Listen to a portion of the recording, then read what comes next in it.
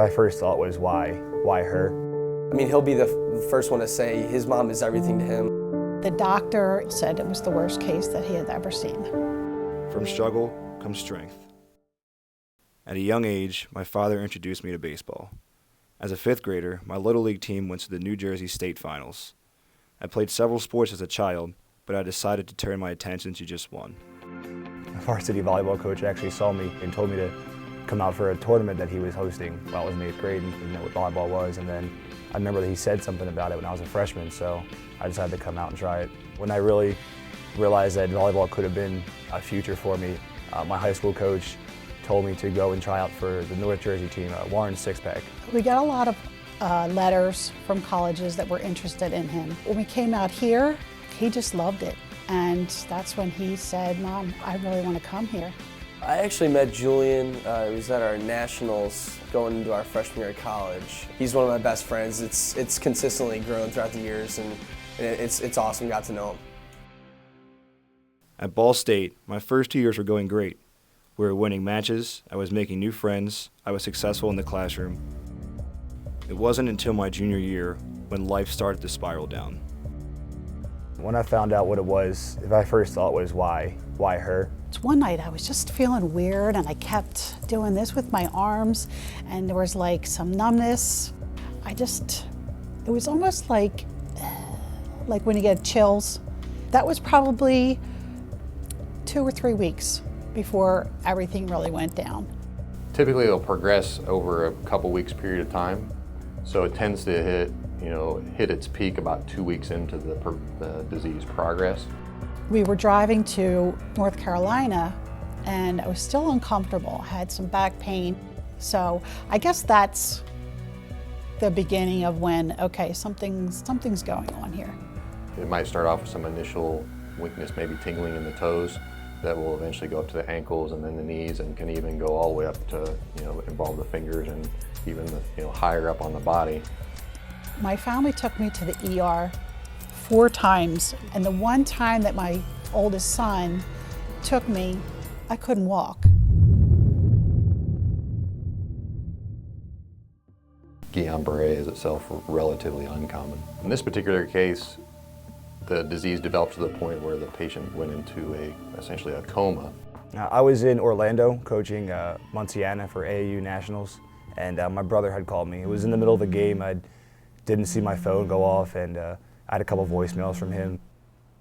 The thought definitely of losing another best friend of mine definitely went through my mind, and when I did see her, I broke down immediately. It was very hard to see someone that you love so much in the state that she was. The doctor said it was the worst case that he had ever seen. So if somebody was, in that kind of state for several months, it's going to be an extremely prolonged recovery time. He had voiced to me several times that, hey, I really feel like I should be back there helping her out, if that means quitting volleyball, stopping school, whatever. I think that was what ate at him the most. I know I couldn't go home all the time. I know I couldn't be there. It was frustrating knowing that I couldn't help. When you have to ventilate somebody for a long period of time, you can no longer keep a tube down their throat because it starts to do damage to the structures there. Therefore, they have to put a tracheotomy in, which bypasses things through the throat and puts a hole in this area. The last time I had actually talked to her was in June when I was still in Orlando. That's the last time I talked to her until, I think, September. It was September 10th, 2013. I remember it well because it was the day they took the trach out. They took the pieces that were connecting to the ventilator off, removed that, and that allowed me to talk. My sister said, "Who do you want to call?" I had a missed call from my aunt. I'd called her back, and that was just a voice I thought I'd recognize. I didn't at first. He said, "Hello," and he thought it was my sister. Yeah, this is Aunt Amy, right? And I said, "No, it's not. You know who this is." As soon as I came to my mind, I was in tears. I was like, no way, this is just surreal. For the longest time, I put off feeling any anger. So yeah, I'm angry. I'm angry that this happened to me. Even though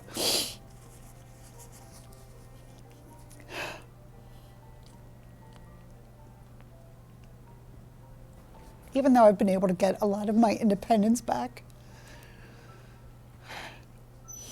It's such a contrast from what I was before I got sick. Knowing that she couldn't move at all, I didn't think that she would recover fully. It seemed like once the doctor there said that I would never walk again, something clicked. I took my first steps on December 10th, so that was less than 6 months. Every time I hit a milestone, I cried.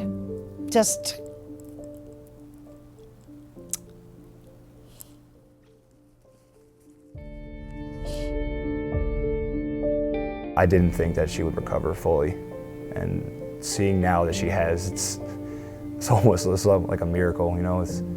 People always call her an angel.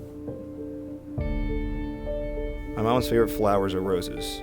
They symbolize not only our love, but a sign of inspiration. After she had originally gotten sick, I was upset about it, and I was just trying to look for things that were meaningful, that would symbolize how passionate I am about her.